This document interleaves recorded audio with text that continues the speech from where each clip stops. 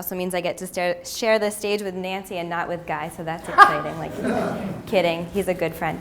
And also he asked me to play the role tonight of the millennial generation. So I'll start by revealing a little bit of context that in 1998, oh thank you, that's much better. In 1998, when this story was first written, I was in Hebrew school. I was in 7th grade, and I was studying to become a bat mitzvah, and we had Hebrew school 2 days a week, both of which the entire year were about the Holocaust. Which was quite a year, and now looking back I can maybe draw some conclusions from that, but we spent the entire time reading and seeing and hearing about all of the different stories of the time. And it's interesting because this work, like many of the works of Savyon Liebrecht, was out of a place of there not being any stories shared. So I saw a very different reality where she saw no stories and wanted to provide them, and I guess we were consuming them as quickly as possible. But this story was quite different, and I appreciate the perspective because it's one that I'd never heard before. And I think it was especially moving for me because it was so different. It's such a heart-wrenching story, and it was beautiful to see it on the stage too, different from reading it. And I think a piece that stood out to me lately, people have been so interested in the story of the perpetrator, which is not really a perspective you heard about maybe originally. And so I'm thinking about recently the cover of Rolling Stone featuring Dzhokhar Tsarnaev and the controversy around that. And then just last week, I live in Coolidge Corner, and you may have seen the Black Mass premiere happening, which was a good opportunity to try and catch Johnny Depp.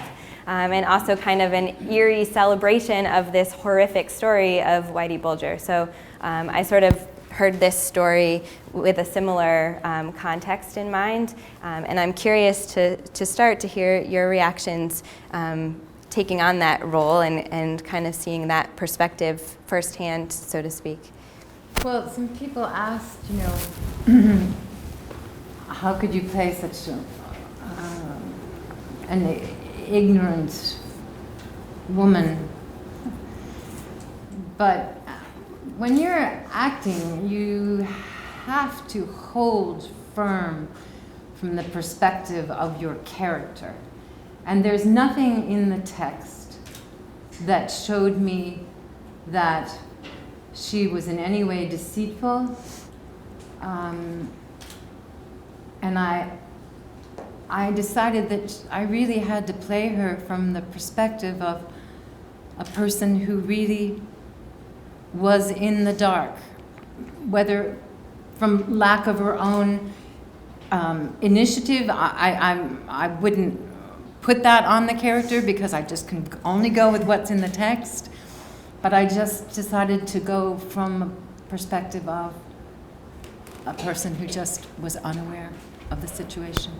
Did you think at all beyond the immediate character? Were you processing sort of the characters surrounding her as well? Well, yes. I even said to Guy when we were rehearsing, one of the things I couldn't understand in the piece was her friend Helena, who seemed to know so much and never revealed it to her supposed friend. Mm-hmm.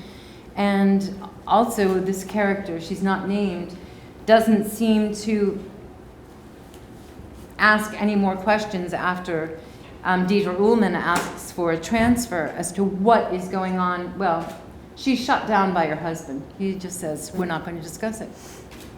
Seemed like he knew what was going on. He yeah, didn't want to share. Absolutely he did, walking around with his whip and everything. Right. But that's what Guy and I talked about in rehearsal. Unfortunately, it was a period of time where women were very submissive to their husbands and to their will. So, to open it up, if anyone has questions or thoughts. Yes. It brought back memories of my father's personal stationery. On the bottom left, he had a quote. I'm not sure who it was from. It said, "Mourn not the dead, but rather the cowed and weep who see the world's great anguish and dare not speak." Thank you. Others?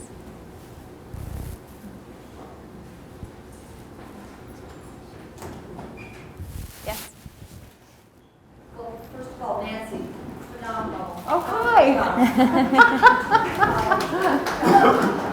beautiful evocation of that, and it's interesting to see you up close without all the props and stuff. You know, to see you shift seamlessly between these characters with just a very slight change of mental attitude of just the slightest idea that's different in your head that comes out, you know, that we got so very clearly. I'm glad, thank you. And it started to make me think about this character and how, you know, intellectually she doesn't know. I believe that, and it was very moving to see you play her innocently on the surface, and also simultaneously that she clearly does know, because her dreams are haunted by this character. So on some level that's past, you know, the intellectual knowing, she's absorbing this by osmosis. She is disturbed, and you know, there's no connection there, and that came through you. So just that. I wonder if down the line, if they hadn't left Poland too, she started to feel very motherly toward this girl. I'm going to give her some of his sweaters. I'll get a dress of mine for the mother. I wonder what that relationship could have blossomed into in terms of care had she not been sent away. Yes, back in the back. Well, Miss Carroll, I've seen you in many, many plays in Boston and in Watertown and Gloucester. So it's a great privilege to see you so close tonight. Don't know too closely. I also was mesmerized. It amazes me when I see these plays at Israeli stage, how quickly in my mind I can put together a stage or a scene when I'm just listening to a voice. And it was your subtle changes in your expression, or where you were looking, or in your voice that really portrayed each one of the characters. So I don't have a question, I just want to say thank you. Well, I'll tell you from an actor's standpoint, one of the things that is wonderful about a reading is, because we don't have all of the props and costumes and things, you're just dealing with the text. And it's just a wonderful opportunity to be as gymnastic as you can be as you switch from characters. And also, I thank Guy, because I think this is the third piece I've done for him, and I knew none of these playwrights. We did 2 last year that I did for him, and for me, this is an education to read materials from authors I never would have had the privilege to read if he didn't bring them here. So.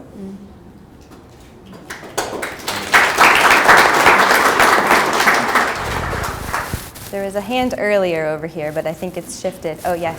I wanted to know, what do you think the significance of the large, unusual blood red strawberries? What do I think is significant? The fact that it was grown in this special soil that had blood on it? Yes. It's an interesting, I feel of 2 ways. I feel, from the standpoint of the author, the beauty grown out of the horror, but also the health coming out of such death. So I don't know the author, and I don't know what her specific intention was, but to me, it's just the littlest bit of hope that health and growth and beauty is still going to continue popping out of the ground under the most dire. So I don't know if that's what she intended, but that's what I see. It is interesting. She could have picked carrots or something, green, you know. Yes, a root vegetable or something not. They're so juicy. I don't know that and sort of. And she says in the text, she says the size of fists. Right. So it's not like she even makes them anything that's quite You know, if you said marbles, we'd all kind of go, yeah, okay, marbles, but Right. so they're Yeah. almost, They're fantastic. Especially robust, right? Yeah. Yes. Yeah, actually, part of the prose was something where wife was saying about Walter, was that, does he really love me, or is it maybe that I make the cake? So maybe she wasn't as naive as he came across, and that hit me right there, was that she was maybe thinking these other thoughts, as you know, in her dreams, but writing the text itself, that maybe if I just go along with Walter, all will be fine. well, we talked about this, to be in a marriage for 20 years, the child is 7, so no children. She wasn't doing her wifely duty, you know, until finally they had a son. So 20 years in a marriage when she's only ever heard her husband say he loved her once. It is a loveless marriage. And I love that the text says, does he love me too? The question frightens me. It's not like she has any options. You know? Do you think that was part of the naive nature also? Well, yes, she's Yeah, not sure. working She's out, right. not working outside the home. She's very isolated. This was like faux love with her husband. In retrospect, she was saying maybe he didn't, or you know, reflecting on that. Here, you were in the retrospective narrative, so maybe in the moment she had no idea. Yeah. Yeah. An interesting thought. I think it's interesting doing this reading in the Goethe Institute, because the thing that the play connected powerfully with, to me, is, you know, how does a society live with the history that it has? And I think your observation that, you know, up until the late 80s, people weren't telling these stories is quite accurate. In fact, we've talked to Germans who say that up until the unification of Germany and the fall of the war, the Berlin Wall, neither the West nor the East was accepting, you know, any responsibility or any reality for the history that they lived in. In the East, they characterized themselves as victims, because they said we were communists and we were the victims of the Nazis. And in the West, it was just, you know, focusing on getting on. But if you go to at least major cities like Berlin today, you can't escape this history, and they don't sugarcoat it. And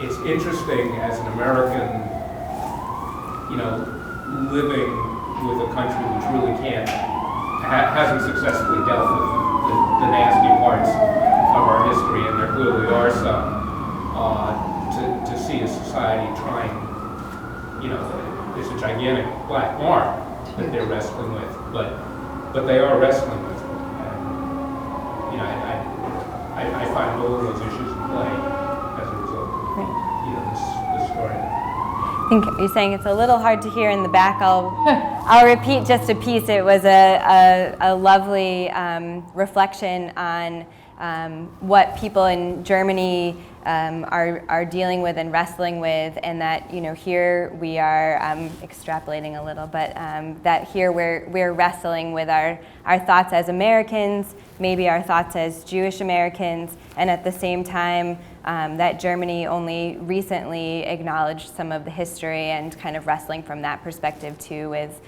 what it must be like to learn of the history from that end, if that's. I would say to the credit of the Germans, I don't think it's actually recently. I think the Germans actually took on a narrative of, restitution for one. You know, Israel as a country got a lot of financial support from Israel, from Germany in the 50s. Adenauer and Ben-Gurion came to that agreement together. But I also think that somebody who spent almost 2 years in Germany on and off, I know from people who are second generation Germans that this was a question that they dealt with in schools when this was brought up. So those who were growing up in the 60s and 70s actually were facing it in a way that I think the rest of Europe has not faced its history. And in an event 2 years ago, there was the commemoration of the liberation of Auschwitz, and the Polish consul, who was a wonderful man, said that, it's because of the Germans that da-da-da-da-da happened. And I felt very uncomfortable with that, being the grandson of 3 Holocaust survivors, and I went up to him and I said, that's not an accurate statement. It's not only the Germans. The Polish were enabled and happily carried out a lot of the duties. So I think to the Germans' credit, I mean, even though today it's us, it's an Israeli stage program, but to the Germans' credit, there's been a lot being done, and especially this year, as it's the 50 years of diplomatic relations between Israel and Germany, being done to create ties and build cultural bridges between Germany and Israel after the horrible shared history. Were you giving me also time for one more question? Was that signal? Okay. Yes. 2 more questions, okay. Hi, Nancy. I just want to say something about the enlightening aspect of an ignorant character. I just think your choice was spot on, because it's one who's ignorant who asks the questions. Your character is the only one asking the questions. Nobody who knows is going to ask, why did they burn the Jews? Once you know, then you're locked in. I don't know if this makes any sense, but as a teacher I find that it's often my least educated students in the subject that I'm covering who ask the most enlightening questions and in the most brazen way. So I think it takes, I love that you went all out on this with this woman, because I think that she was the only one who could ask those questions. And in that way, in that pure way. I think for me that was really enlightening, because I started thinking about all the things I don't know about today. I've been thinking a lot about the Syrian refugees. I've been thinking about Syria for years, and looking at the refugees like I don't know anything. What do they want? Where do they really want to go? What do they need? Are they going to go back? It's embarrassing to be ignorant. But if you're not aware of it, then you're braver in a way. Does that make sense? Yes. Okay. And I hope that there were a lot of people like her. Yeah. Finally.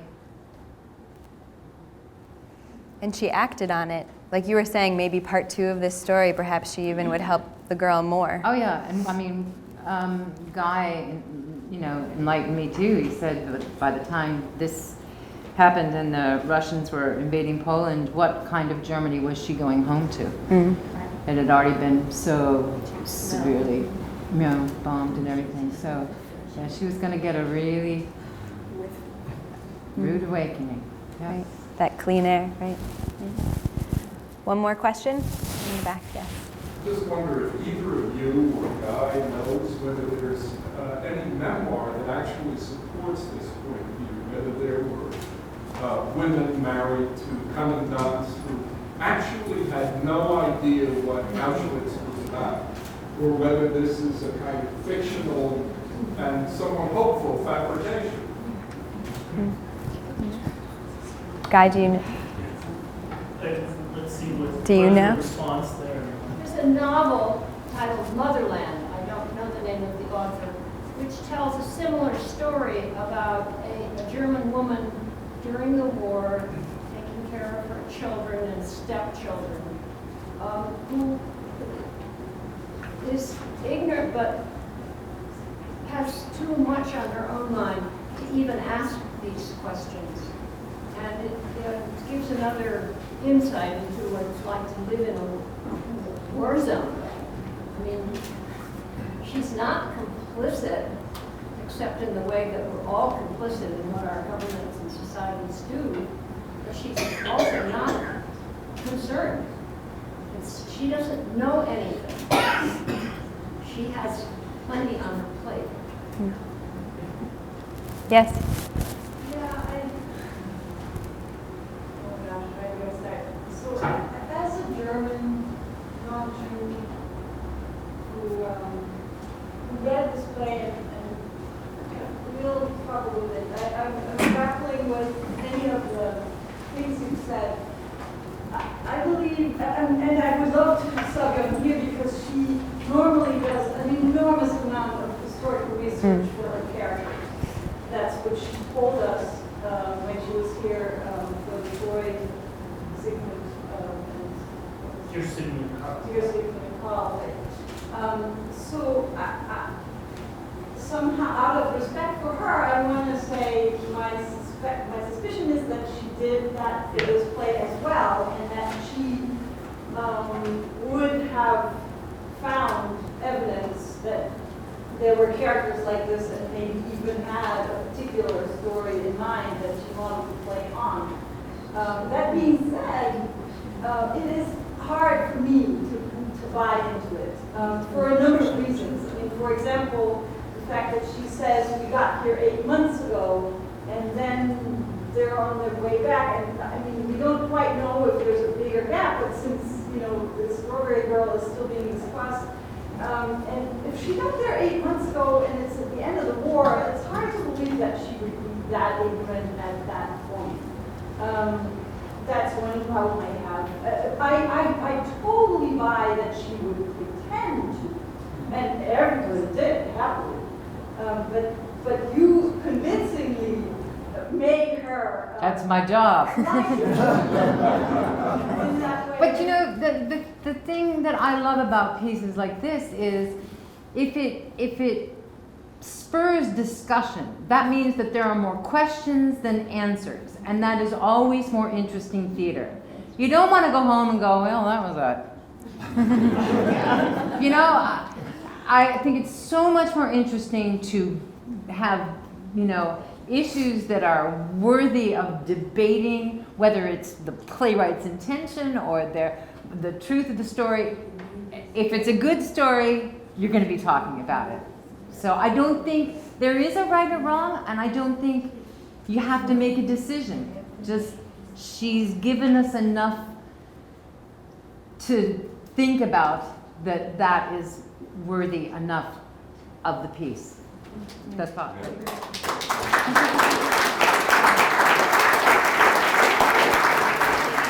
On Guy's behalf, thank you very much for joining and for supporting Israeli Stage this evening. And there's wine in the back if you'd like to linger a little bit longer.